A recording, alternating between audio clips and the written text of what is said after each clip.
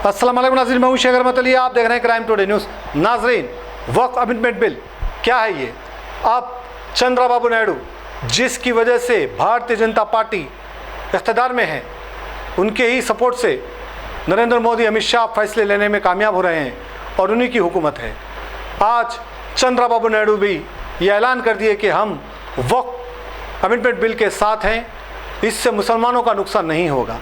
लेकिन कुछ लोग इस तरह से तस्वीर बना रहे हैं, कुछ ऐसे बयान दे रहे हैं जिससे लोग को पता चल रहा है या जो लोग जानने की कोशिश कर रहे हैं कि वक्फ अमेंडमेंट बिल से क्या नुकसान होगा, क्या फ़ायदा होगा। क्योंकि अब मौजूदा जो वक्फ बोर्ड है, इससे अभी तक गरीब मुसलमानों का क्या फ़ायदा हुआ। अब का जो वक्फ बोर्ड है, जो औक़ाफ़ की जायदादें हैं, वहाँ पर कई ऐसे पॉलिटिशियनों का कब्ज़ा है, ताकतवर लोगों का कब्ज़ा है, रुसूख़ात रखने वाले लोगों का कब्ज़ा है। लेकिन गरीब, यतीम, बेवा, मज़लूम, इनका कोई हक़ नहीं, जबकि असल इनका हक़ होना चाहिए, गरीब मुसलमानों का हक़ होना चाहिए।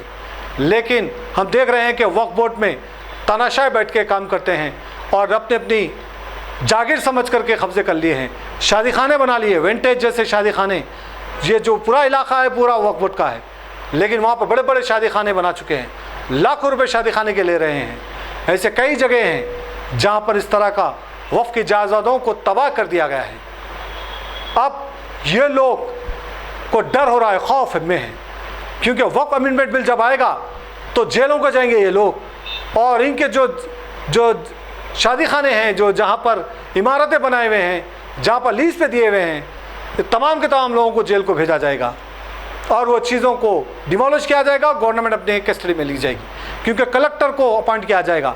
ये बिल पास होने के बाद से वक्फ बोर्ड के जो लुटेरे हैं, जो पॉलिटिशियन हैं, वो लोग ख़तरे में आ जाएंगे, वो लोग परेशान हो जाएंगे, और जो नाजायज़ कब्ज़े करके बैठे हैं उनसे वो कब्ज़े छीन लिए जाएंगे। कलेक्टर के इख्तियारात रहेंगे और कलेक्टर तय करेगा कि कौन सी वक्फ की है, कौन सी गवर्नमेंट की है। तो तकरीबन गवर्नमेंट की ज़मीन निकलेगी, जितनी वक्फ की है उसको भी गैर कानूनी तरीके से जिस तरह से कब्ज़े करके बैठे हैं और जिस तरह से लूट रहे हैं कई सालों तक, उनके खिलाफ कार्रवाई होगी। ये खौफ से, ये डर से कुछ पॉलिटिशियन एहतजाज कर रहे हैं। इसमें गरीब मुसलमान का कोई अमल नहीं है, क्योंकि गरीब मुसलमान को पता ही नहीं है कि वक्फ बोर्ड से, वक्फ की जायदाद से तो कितने रुपये उनको मिलना चाहिए, वजीफ़ा इनको मिलना चाहिए, इनको सहूलतें मिलना चाहिए, मगर वो कुछ नहीं है।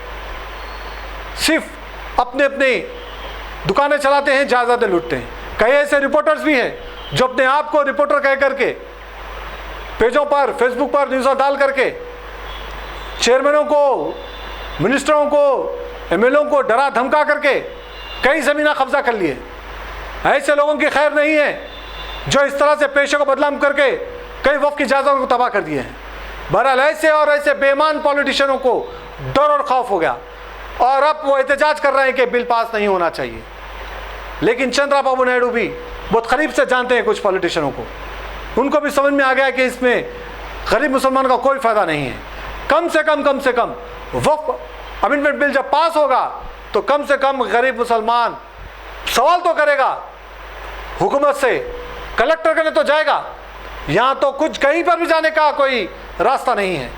बहरहाल इसीलिए वक्फ अमेंडमेंट बिल पास होना चाहिए, कई लोगों का ऐसा कहना है, क्योंकि गरीब आम मुसलमानों का फ़ायदा होगा और ये ऐसे गंदे पॉलिटिशियन, ऐसे रिपोर्टर्स और ऐसे ताकतवर रुसूख़ात रखने वाले लोग जो इस तरह से कब्ज़े करके बैठे हैं, उनका सफाया होगा, उनके खिलाफ कार्रवाई होने की ज़रूरत है।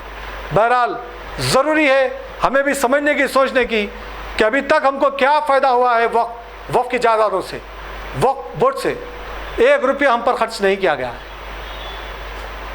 तो अब अंदाज़ा लगा सकते हैं किस कदर ये लोग लुटेरे बन चुके हैं। अगर वक्फ अमेंडमेंट बिल पास होता है तो कहीं ना कहीं कुछ तो फ़ायदा होगा, ऐसे बेईमान लोगों का तो सफाया होगा, यही कुछ लोगों का कहना है। अब आप क्या कहते हैं, क्या इस तरह से बिल आना चाहिए? क्योंकि अब ये बात तो देख लीजिए, अभी तक मुसलमानों को कोई फ़ायदा नहीं हुआ, हो सकता है ये बिल आने के बाद कुछ फ़ायदा हो जाए, शायद यही वजह से कुछ लोग चाह रहे हैं कि बिल आए। वैसे आपका क्या कहना है, कमेंट्स में करिए, अपनी राय रखिए कि इससे आने से क्या नुकसान है, इससे आने से क्या फ़ायदा है।